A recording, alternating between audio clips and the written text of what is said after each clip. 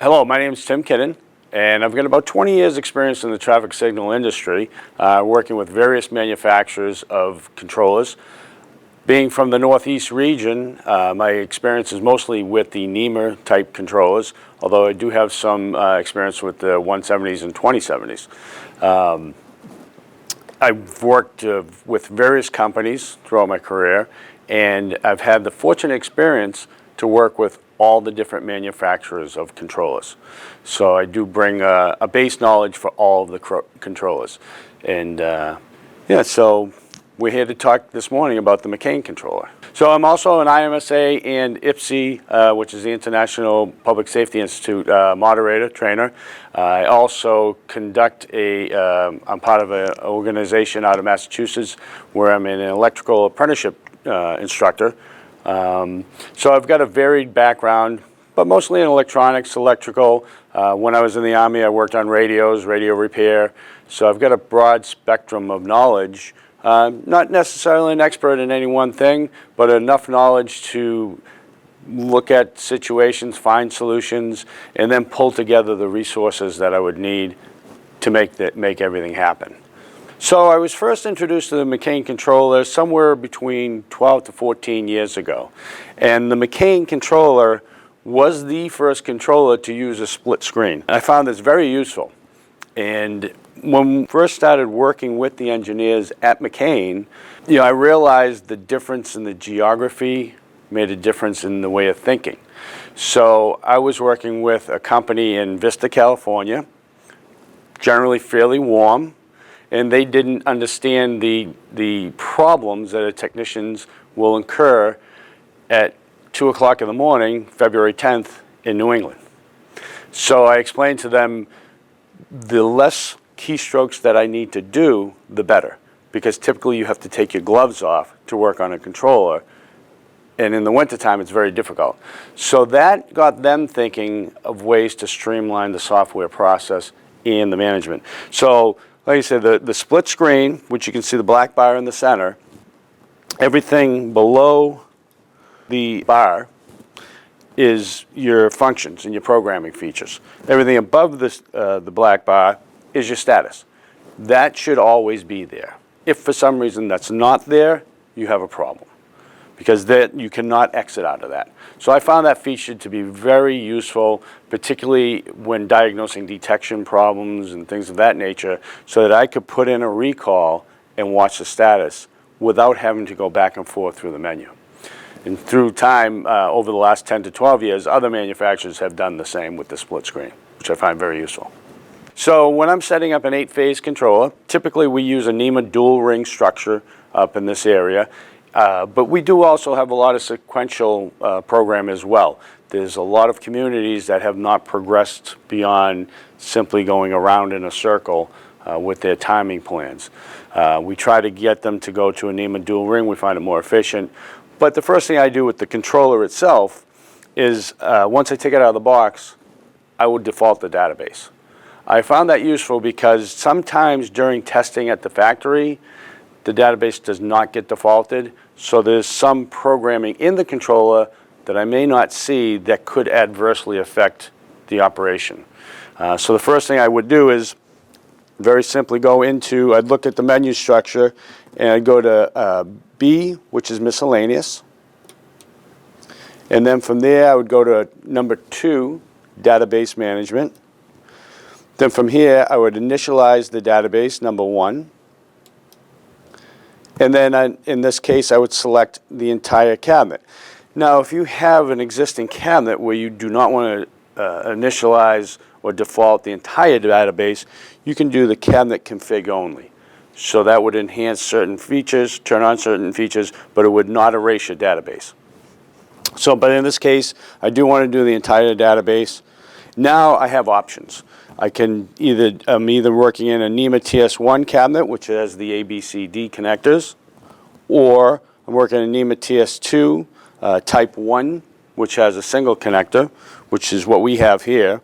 If we were using a controller, a McCain controller in a TS1 cabinet, we would have a connector base on the bottom, which has the ABCD connectors. The other options here are TS2 type 2, which is a TS2 controller, which this is, and it would have the connector base on the bottom. We also have a Caltrans option, ATS SIU option, and then ITS SIU option. So this controller will work in any cabinet in North America. As long as it has a connector base on it for the TS1s, it's fully functional in every cabinet.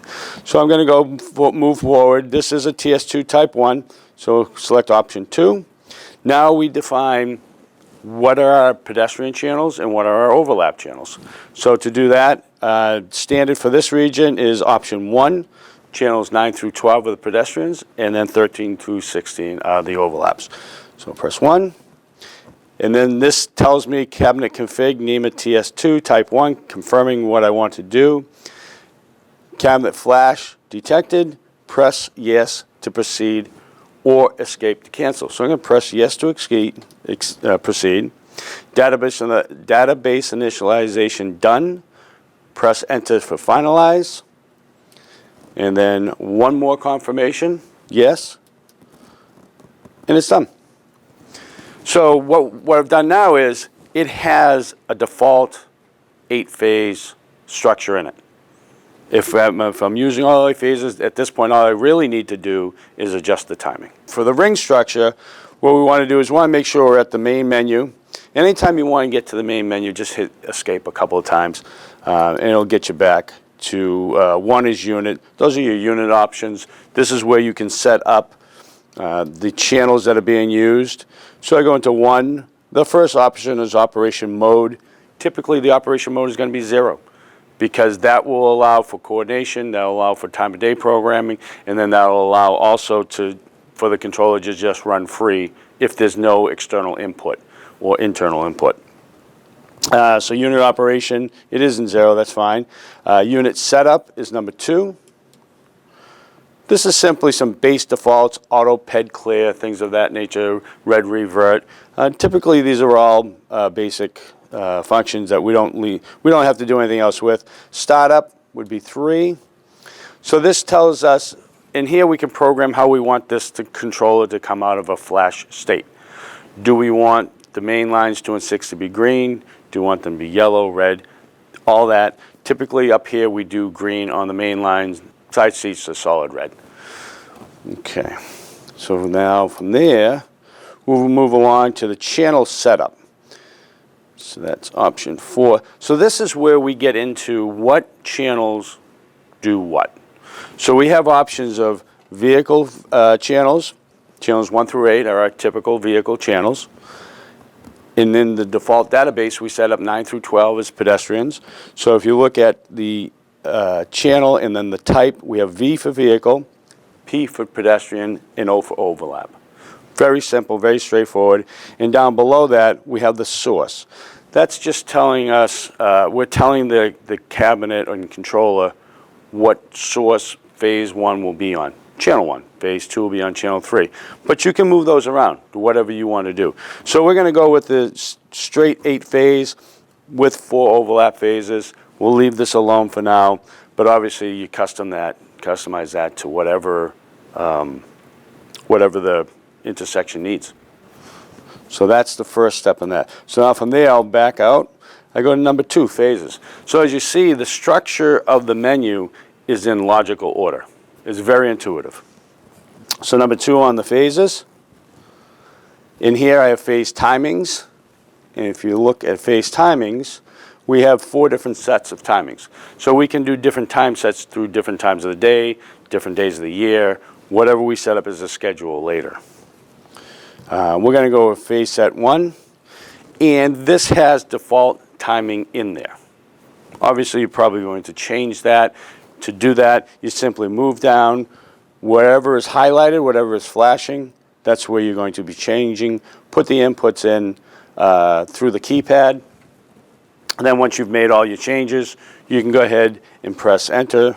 I'm just going to change this one so we can have a change to initiate. We'll press enter, and then yes, and that's it. It's made the change. It's very simple. So we can go through the entire sequence of timing, and once we're done, then we can enter yes. Okay, so the next piece will be phase options, which is 2. And again, we have 4 sets here, so we're going to go with set 1. This is where we can put in our recalls, our phase omits, pedestrian recalls, all that stuff. Typically in this region, we're doing a min recall or a soft recall for phases 2 and 6. So we'd put that in here, and we already have that. We already have a min call on 2 and 6. So as you can see, the default database, they've thought this through a little bit. So actually quite a bit. All right, so the next 3 lines is where we get into the sequencing. And this is the NEMA dual ring is where we'll set this up here, or we can go with a sequential also. We start with number 3, and this is the phase sequence. We have 16 options here. We can do 16 different sequences, which allows us different sequences throughout different times of the day. Typically, I've found this doesn't get changed. You're not going to change sequences during the day because we are creatures of habit. And if you have a particular sequence in the morning and change that to change the sequence in the afternoon, it's going to cause a lot of confusion. So this is a highly specialized instance where you would use a sequence change. But we'll go with sequence 1. Enter. So now this is where you can see the NEMA dual ring. And we have access to 4 rings in this structure here. So we want to set our sequence. The standard NEMA dual ring sequence is in ring 1. We have phases 1, 2, 3, 4. In ring 2, we have 5, 6, 7, and 8. Now we can change this around a little bit. Let's say we wanted lagging left turns. In this case here, in sequence for ring 1, I would do 2, 1, 3, 4. So now I've put phase 2, which is the main through signal indication, ahead of the left turn indication. And we could do the same thing. We move down to ring 2, and we do the same thing here. We would go 6, 5, 7, 8. Now at this point, you can save this, enter and save, and move on to the next screen. But what I find most convenient is to escape once, escape one more time, and now go to the next portion, which is enable in rings. That is option 4. So here, we're telling the controller, these are the channels that we want to use, the phases we want to use. So we have phase 1 through 16, and in ring 1 we have 1, 2, 3, 4. You don't change the order of the ring here. You're just telling the controller, hey, we want to use channels 1 through 4 here. And same thing on ring 2, we're doing 5, 6, 7, and 8. So very simple. So we're going to escape out once. Now we go to the next, which is concurrencies. And in this particular case here, we're basically telling the controller what phases can operate at the same time. So this one here is very similar to the program card of the MMU or the CMU. We have phase 1 is concurrent with 5 and 6. Phase 2 is concurrent with 5 and 6, so on and so forth. Once that's all done, hit enter, yes, and done. That's basically it. And then you can add certain things at this point. If you're going to be using overlaps, you add those channels. If you're going to be using pedestrians indications, you use those channels as well. So now that we've set up our phase times, our ring structure, our enables, and our concurrencies, the next step would be to map the detection. What detector channels will call what phases. So depending on your detection system, for instance, the GridSmart detection system.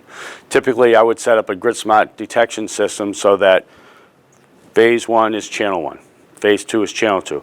I try to keep things as simple as possible because we want to be able to have any technician show up to a cabinet and be able to intuitively look at the control and say, okay, this makes sense. We don't want to make things so complex that different technicians will have to spend time figuring out what the person did before them. So that's easy to do with the GridSmart system. The MyoVision system, same thing. Loop amplifiers, you just try to keep them as simple as possible. Sometimes you're allowed that leeway, but other times you're also dictated by engineering drawings or engineer drawings. So from here, we go into the very next screen, which is 3. Again, logical order. This is what we're moving down through the menu structure, and I want to do vehicle detectors. Oop, I pressed the wrong one. I'm sorry. 4 is the detector channels. So we have options here: vehicle detectors, pedestrian detectors, so on. So we're going to stick with 1. We have 4 sets of possible detectors. And in this menu here, we can see that detector number 1 calls phase 1. And if you have 2 zones of detection, you simply can move over and change channel 2 to also call phase 1. So whatever works best for the situation. We'll go through this. We have options to call the phase, switch phases, passage, all of that stuff. So this is very intuitive. If at any point in the programming process or the troubleshooting process you have a question as to what things mean on the menu, press the star button and it'll automatically bring up a help menu. And that help menu is specific for the screen that you're looking at. So it's really got a lot of information and very powerful.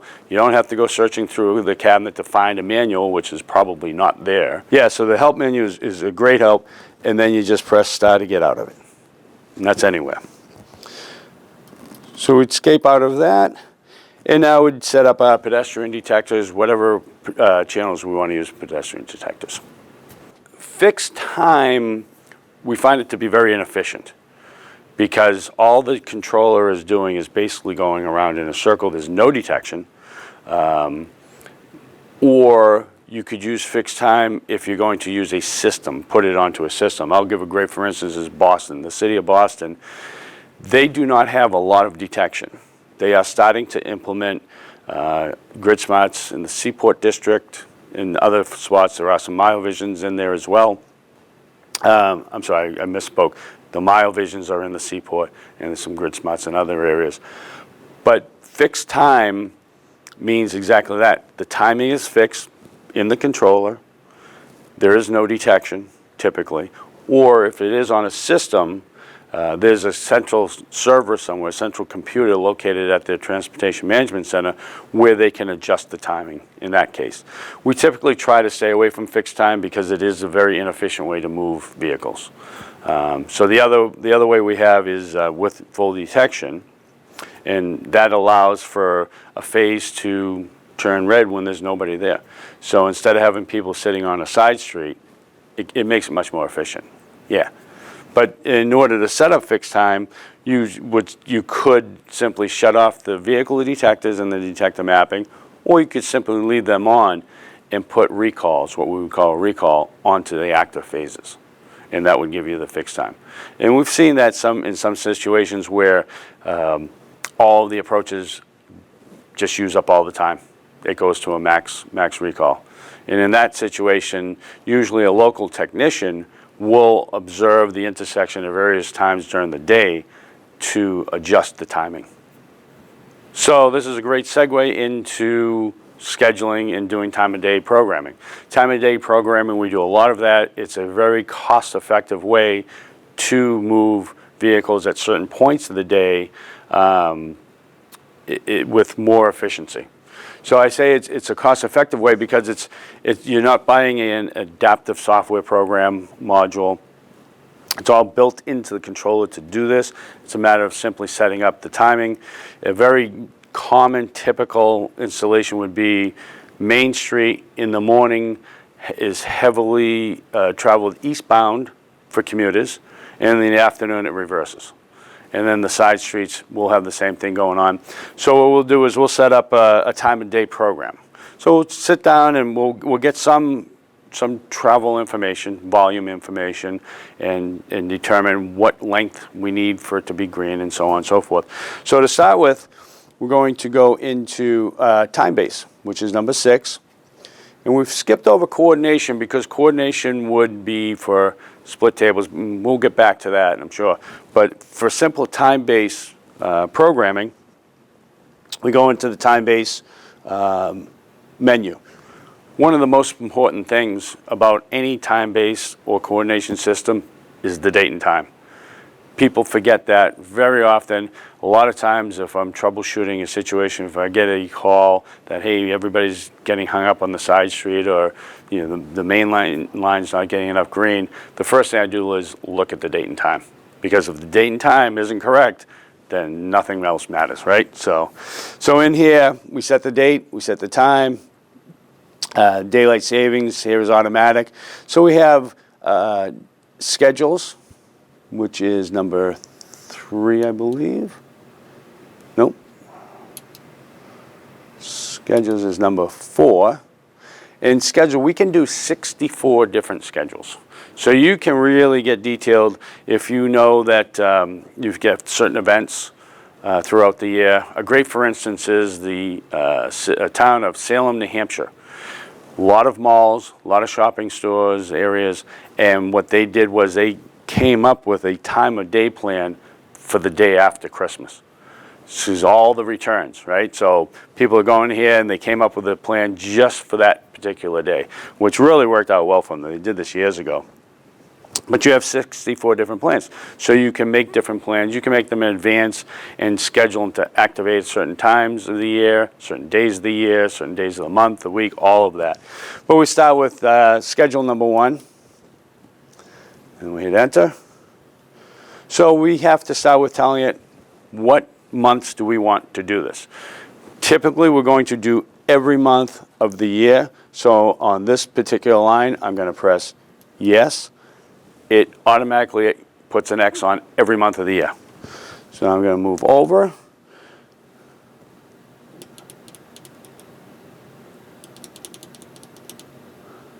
And very common is we'll have a Monday through Friday plan and a Saturday and Sunday plan. So I'm going to start with my Saturday, Sunday plan. So I'll put an X on Sunday.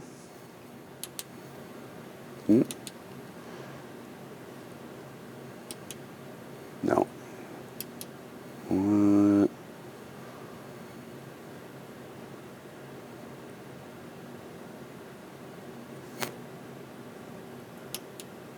Yeah. And then I'm going to just scroll over till I get to Saturday. So now I want to do every month of the year, Saturday and Sunday. And I'll come down. Because we don't know what specific date every Saturday and Sunday is going to be, I'm going to say yes to every day of the month. So simple, right? So I'll press enter, yes.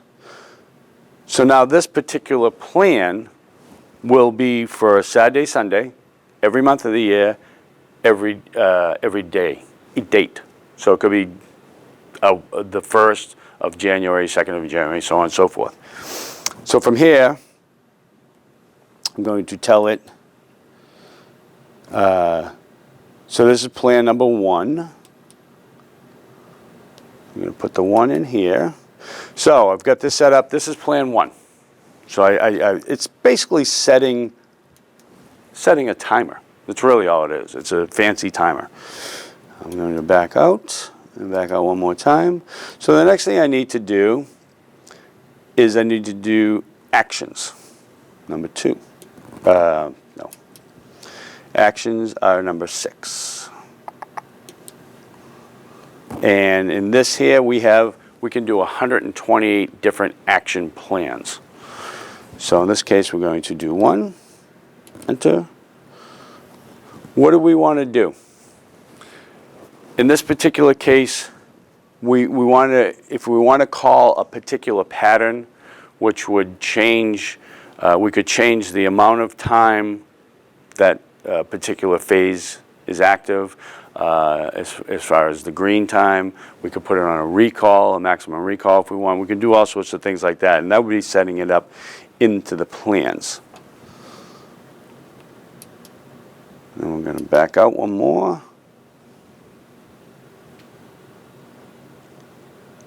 And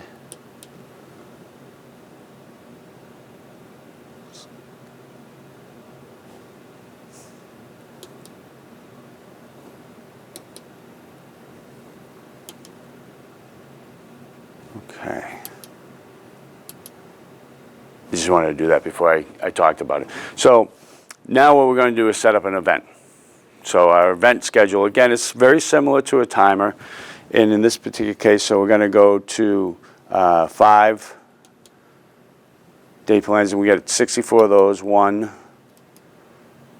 So in this menu here, we're setting up our actions. And our actions are going to be the different patterns that we will use during the course of the day. Basically, it's very simple. One of the first things I do is we want to reset the clock every day. So the first event that we want to happen, or that I like to have happen, is to simply bring it back to free. Just reset it. So we'll make action 1 right there. We'll put action 1 at midnight. 0 hour, 0 minutes. And then very typically we're going to go, I see a lot of times, say 6 to 9 a.m. So this is in the 24-hour clock.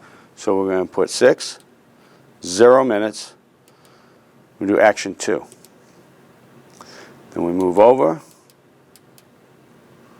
at 9, 0900.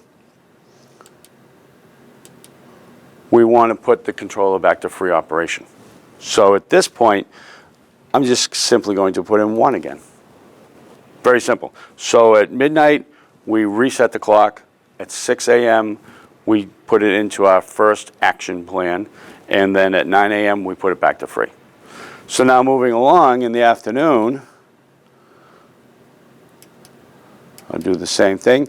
So at 3 p.m. to 6 p.m. is normal for changing an afternoon program. And in this particular case, so I'll put the 15 for 3 p.m., 1500. And then we'll go with action number 3. Move over, come up. And then we want to stop it at 1800. 1800.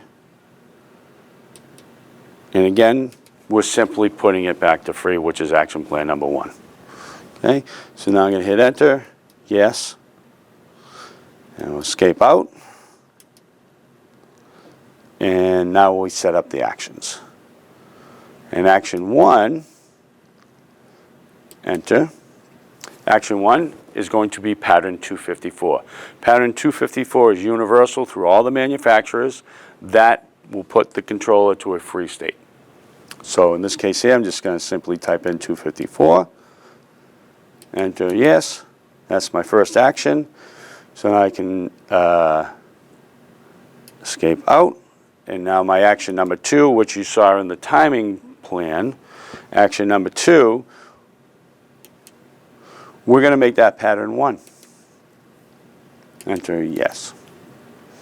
Okay. The only other thing we need to do now is do our action number 3.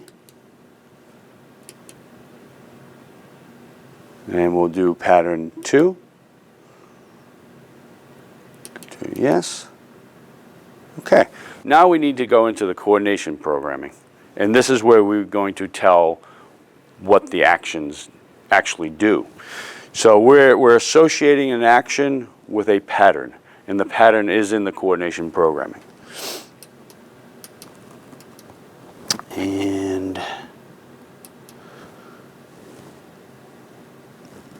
okay, so 5.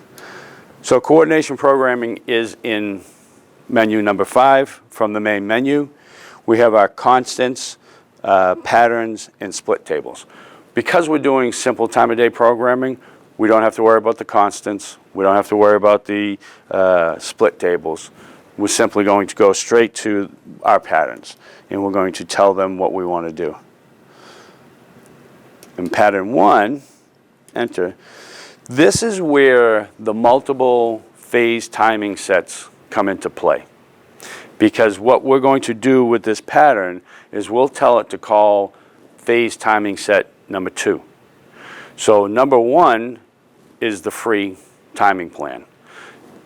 Timing set number 2 will be what we want to do in the morning. So let's say, so we're going to set cycle time, offset. We don't worry about any of that stuff. I'm going to go all the way down to our next to last option, which says phase timing set. We will go with 2. We don't need to change the detector set. If we wanted to, we could, but a very simple time of day programming, you're not going to change the detector sets and stuff like that in the mapping. So all we're doing is we're changing the timing set. Yes. Okay, so that's the first one, so we'll escape out. Now pattern number 2, because that's the afternoon pattern. Enter yes.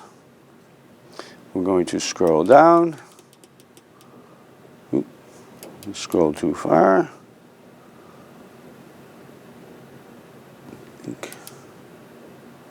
And we'll go with, 3. Okay, so what we've done now is we've set up 3 patterns. The first one is 254, which is already set. We don't have to worry about that. But then pattern 1 is for the morning, or pattern 2 is for the morning, I'm sorry. And pattern 3 is for the afternoon. So from here, we would go back to our phases, which is option number 2, and phase timings, number 1. And here is where we would program another timing set. So we'd go to 2, phase timing set 2. This is going to be our morning time. And typically, all we're really doing on this one is we're changing the max 2 time. So that whatever phases that we want, whatever movements we want to have more time in the morning than in the afternoon, this is where we set it. It seems like a lot of steps, but once you've done it a few times, I find it to be very simple. One of the things I find very helpful is to write it down on paper. Write down what times you want to do this, what days of the month, what months of the year, and all that. Write it all on paper, and then just go through the sequence. To set up emergency vehicle preemption, what we do is we go into option 7, preemption. We select the set. We have, the preempt sequence, we have 1 through 16. We have 16 possible, so we'll do 1. And then in here, we put in our parameters. What phase do we want to call with preempt receiver number 1, or preempt input number 1? What phase do we want that to call? We'll say that we want that to call phase 2. And then we simply move down all of the different options. Preemption is something that you need to be very careful with, because obviously it's an emergency situation. You want to make sure that it's going to function properly. But one of the things I've found that a lot of people neglect in the timing portion of this configuration is pedestrians. A major piece of putting in a preemption system, and especially into a new community, is education. You should meet with the emergency vehicle equipment operators and let them know that this is not a guarantee. This is giving you an advantage. You should be safe, but it's not a guarantee, because we can't just switch out of a pedestrian actuation immediately. We can't leave people trapped in the middle of a crosswalk and things of that nature. And also, if a vehicle vehicle phase had just turned green, we don't want to exit out of that too quickly, otherwise we'll create an accident in the intersection. So it really takes a little bit of thought to know what times to put into this. One of the things I will say is if you go down to the more common clearance times, as you can see, there's quite a number of different things that need to be programmed. And again, if you're ever confused about what anything means, press the star button and you can scroll down through. It'll tell you what everything means and what it should happen. So one of the things I find is you start getting down to the enter min green, enter min walk, all of that, and you see these numbers, very high values of 255. What that means is that the controller will either use whatever you put in there or whatever is programmed into the phase timing set. It'll take the minimum. So it won't do 255 seconds. If it's 10 seconds of green, it'll do that. But you can preempt that by, let's say you wanted to change the min green time from 10 seconds down to 5. Perfectly acceptable. You would put that in here. So this is something that you really need to go through and plan this out and have a good discussion with whoever is local and knows the intersection best and what the traffic is and how people act here. Because there's a lot to it, and especially railroad preemption too. Railroad preemption is something completely different where it is a hard, what we call a hard input. It will get served, it has to get served, and that's typically in conjunction with a relay that's provided in the cabinet for railroad inputs. So, and a railroad preemption, same as a drawbridge or a swing bridge, they're set up to fail in a red state. So if the relay fails, it turns the signals to red. Obviously, there's a very significant danger to not having it fail red. There are a couple of schools of thought on exit phasing. I find that a lot of engineers, technicians, predominantly will exit the main line. Well, my philosophy and some other people's philosophy on this is if you are preempting a main line and you exit the main line, now you're making your side streets wait even longer. So it is somewhat frustrating. But to answer the question of exit phasing, there is a line in the configuration menu for preemption. You tell it what phases you want to exit to. And you can also tell it to put in additional calls, vehicle calls. I find some engineers and technicians will put calls in on every active phase so that after the preemption has been activated and cleared, everybody gets a call.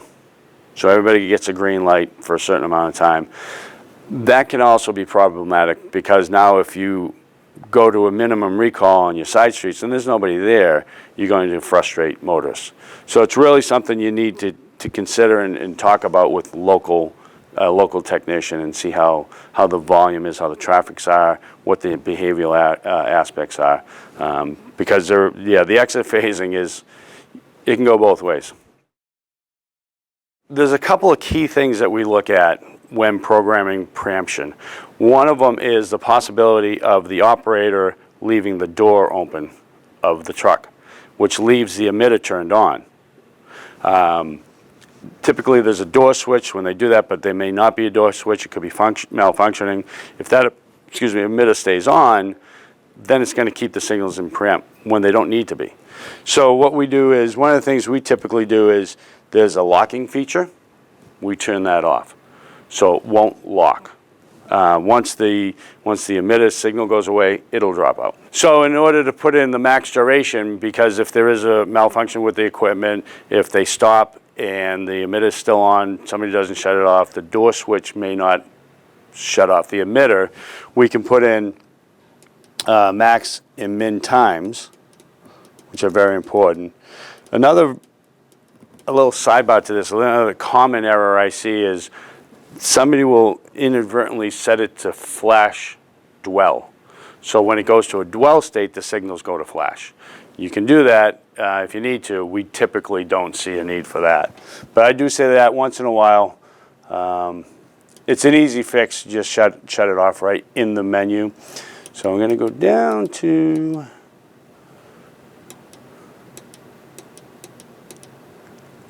so right here we have maximum presence and minimum duration.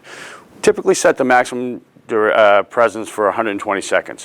What that means is that it'll shut off after 120 seconds unless there's an input. If there's still an input, it'll still work.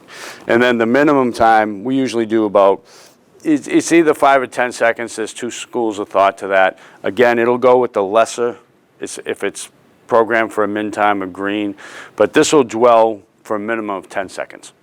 So that's the max and the min. So if we wanted to set up transit signal priority, it's right here in menu number 8. And then from here we have 3 different submenus to go into. One is global options. And in here, we're going to do what type of strategy we want to enable, global headway, preempt lockout time, things of that nature. So transit signal priority is really a function of preemption. And we need to tell it that. Tell it what the strategy is that we want to use. And typically for a technician, this is where we'll be given the information. But if you want to try to take a look and see what's going on, the help menu will tell you right here, global priority strategies, enable or disable. That's what phase is going to be enabled or disabled. So if you want to have, for instance, let's say the bus line or the transit line is just the main approaches, 2 and 6. So we'll do 2 and 6. So we know that the transit signal priority is only going to function on phases 2 and 6. And then down into the headway, how much time we want to give it, right? So you just keep going through the various different types of configuration on that. That's the global settings. We escape out. And then we have priority strategy options. And we have 4 sets for that. Go to set 1. And then set a priority strategy, which is 16 options there. In this here, we either enable or disable the strategy. So we can pre-program the controller to enable transit signal priority at another time if we want. And we can also set this up as time of day as well. So we can go back into the events and set up the transit signal priority to only be active just certain times of the day. Service phases, pretty much self-explanatory. Call phases, and we have phase omits and omit PEDs and queue jump phases. So, yeah. We'll escape out of that. And then 3 phase adjustment times. Ooh. Escape. Escape. 1.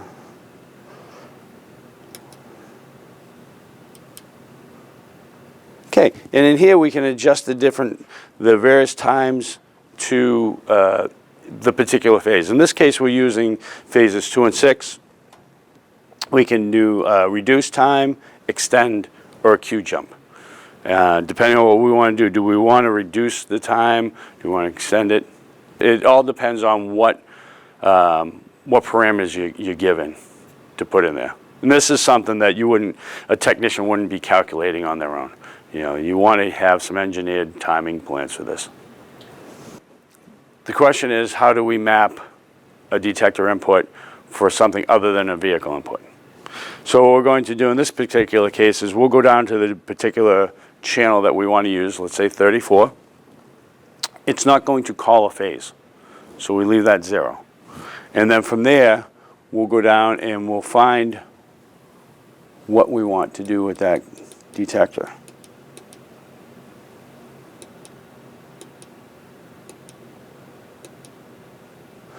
So in this particular case, are we going to use it for volume or occupancy, relay, delay, extend, queue limit,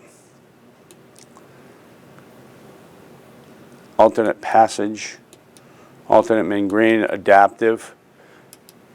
So right there we would, for instance, if we're using it with synchro green, in that particular case it would be an adaptive input. And that's what we'd put it in here. And depending on what phase that is, we could map it to that. So in this case here, we turn on the adaptive.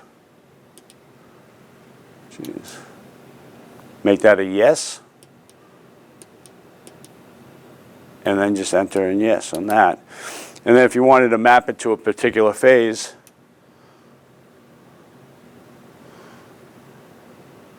we can go back up, and we can either call the phase, or we can have it as a queue and just map it to that particular input. So to set up an Ethernet connection to the controller, which is where you'd be doing this, we'd be connecting it to another piece of equipment. We go into communications, which is A. And in the communications submenu, we have various options for serial ports, Ethernet ports. We can also use the controller as a simple ping feature to see if it's connected to other various pieces of equipment down the line. NTP, a client or a server. So the McCain controller, it will act as a client or a server. What used to be called a master and a local. It's now called the client and the server. So what we do is we tell it what it is. Okay? But in order to set up an Ethernet connection, we'll go into option 2. We give it its IP address, which is going to be coordinated with whatever piece of equipment it's connecting to. Because the other piece of equipment will need to know what IP address to look for. Right? So in here, we tell it what IP address it is, and we'll just use a basic one, 192.168.1 dot, let's say 10. And then from there, we put in our subnet mask, 255.255.255. We'll leave the last one 0, so we have a full range.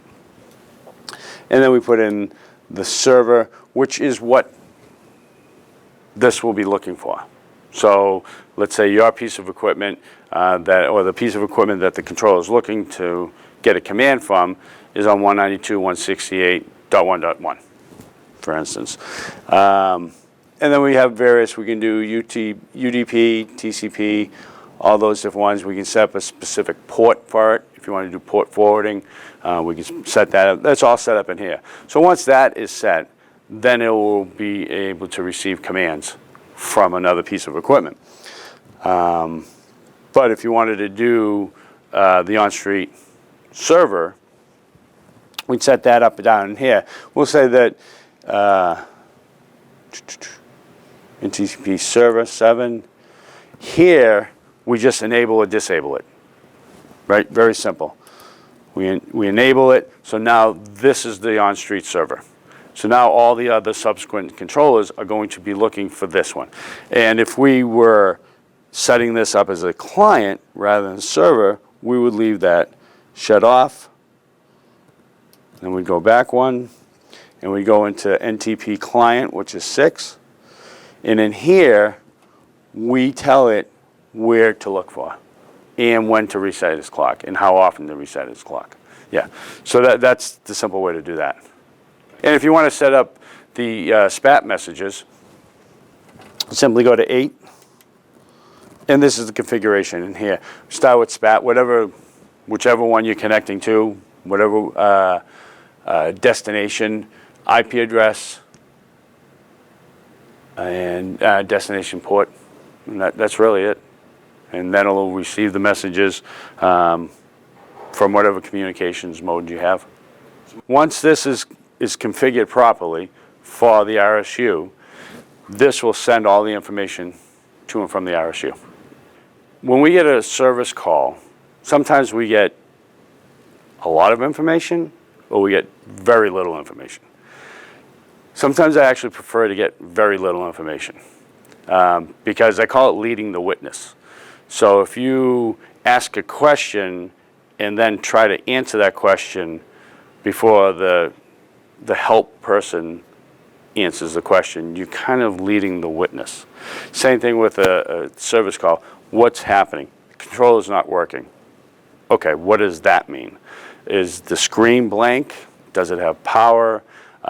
Is the detection not working? Is the timing not working? Is the clock not working? So yeah, there's various things that could be wrong.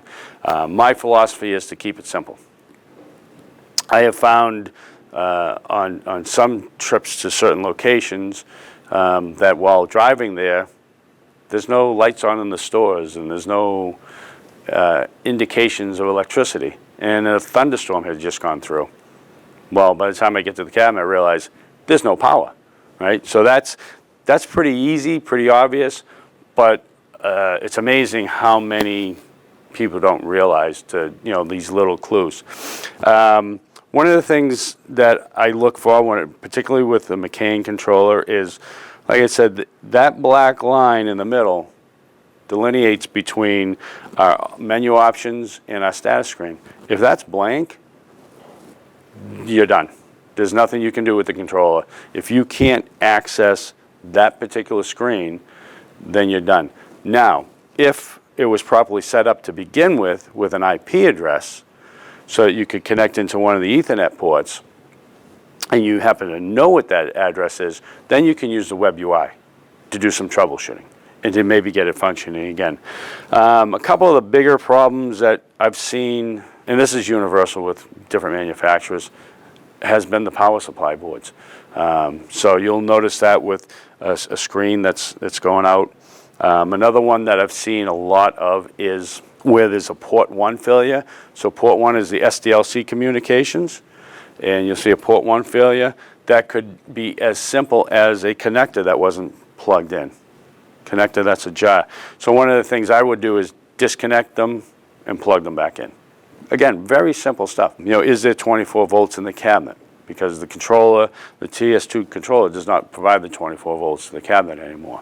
That was done away with from the TS1. There really isn't a whole lot that you can do from repairing a controller in the field. If you feel the controller is bad, you're just going to replace it.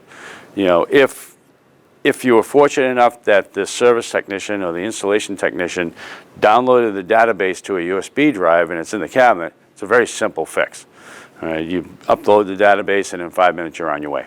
If they hadn't, then you have to reprogram it. A lot of times we find that there aren't drawings in the cabinet, so you have to come up with the timing yourself, and that's where the default database can come in handy. So when you get to the cabinet, if you're troubleshooting and diagnosing an issue, you see it's in stop time and it's flashing obviously like that. A couple of things to check is the MMU. Is that functioning properly? One of the things we're seeing a lot of now also is the mercury switch in older cabinets are failing at a higher rate than they did before.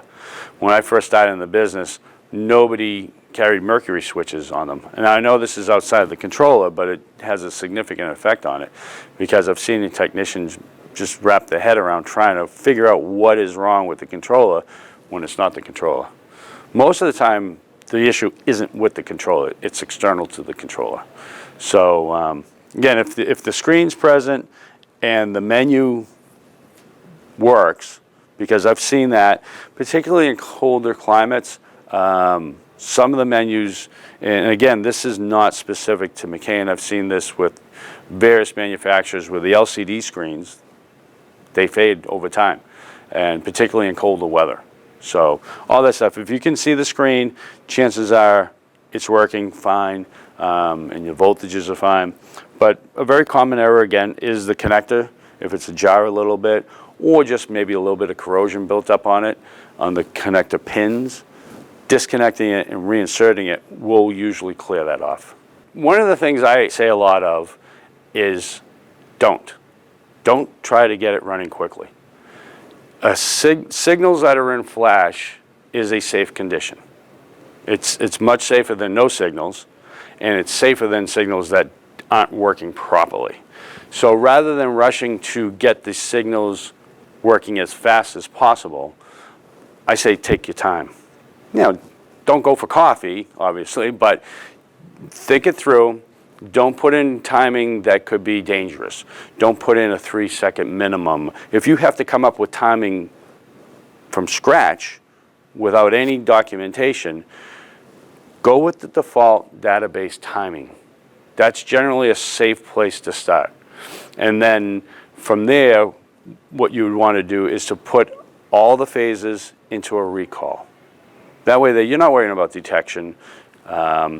particularly the pedestrian buttons. You want to put a pedestrian recall in. If there's pedestrian signals there, you want to make sure that the pedestrian can get across the intersection safely. They are the most vulnerable person there. So you want to make sure they're going to get a call. And then once you use if you use the default timing base, you'll have to adjust the options, phase options, sequence, and stuff like that. But that's your quickest way to go. Use the default database, enable only the channels that you need to use. So in other words, shut off the channels you're not using. Then check in the sequence, make sure the sequence is proper. Then you can get it running quickly. So in order to put recalls in detectors and PED channels, menu 2 from the main menu, phase options 2, and then we have 4 sets. Set 1, and this is where we can put in the vehicle and pedestrian recalls. We simply scroll down to, depending on what type of recall you want to do, it starts off with a min recall, soft recall, and a max recall. Well, min recall, max recall, and soft recall. So let's just say we just want a min recall. Typically, if I'm putting a new controller in and I want to get it up running quickly, I'll put min recalls on the side streets and max recalls on the main street.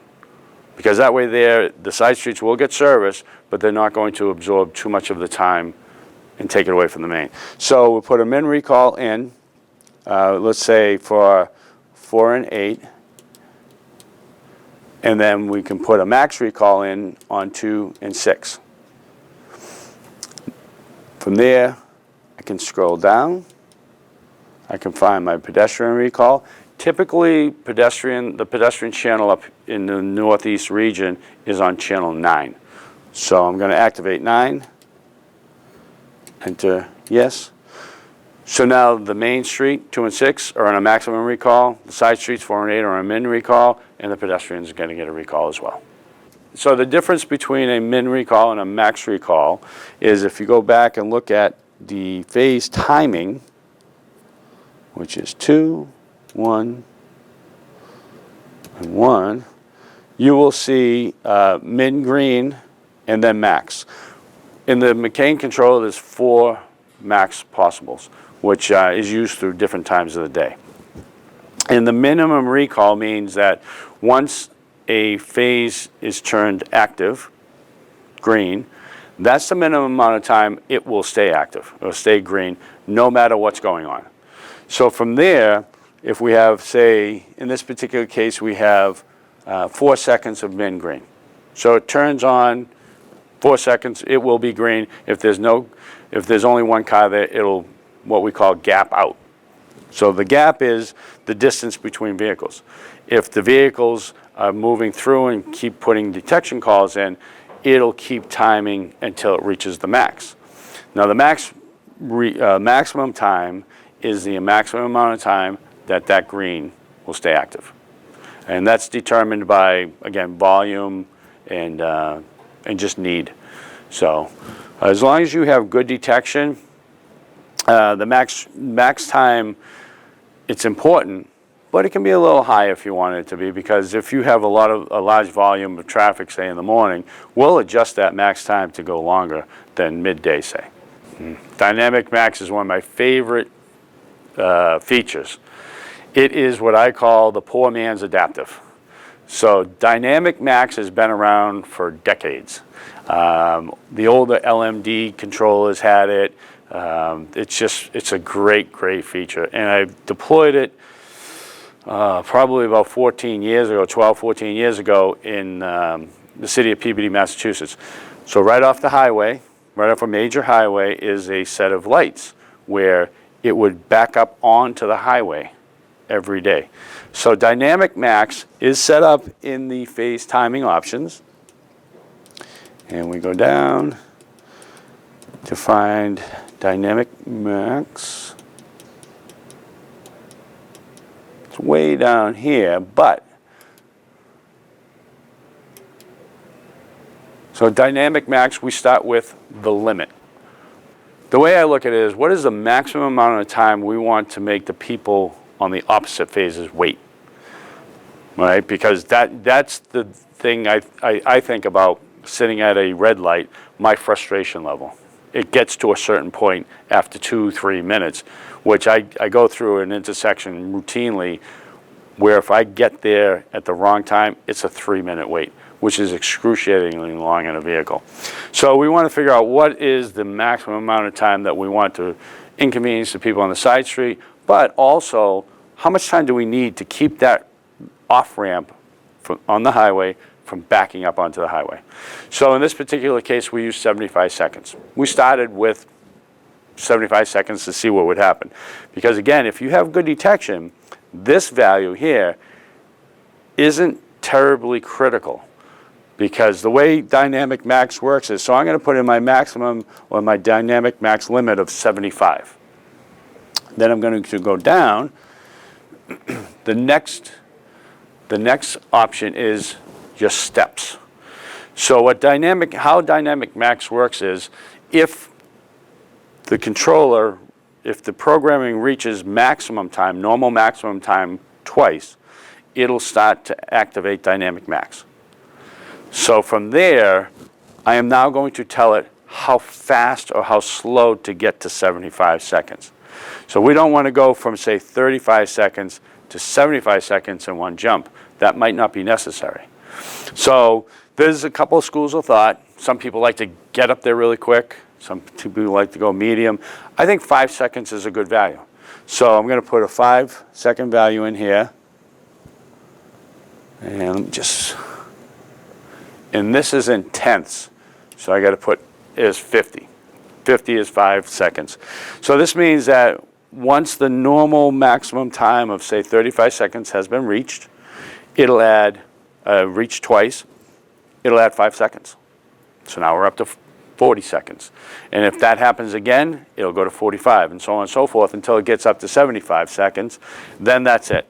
Then the controller is going to say, okay, I've given you as much time as we can safely give you.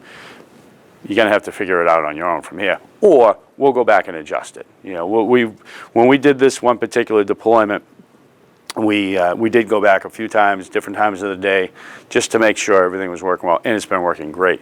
So to come back to normal maximum time, it does the same thing. It comes down in 5-second steps. And it's very simple. And again, it's adapting to the conditions of the road and the volume. So dynamic max is, yeah. And that's one of the things I've learned, that there's been a lot of discussion about this.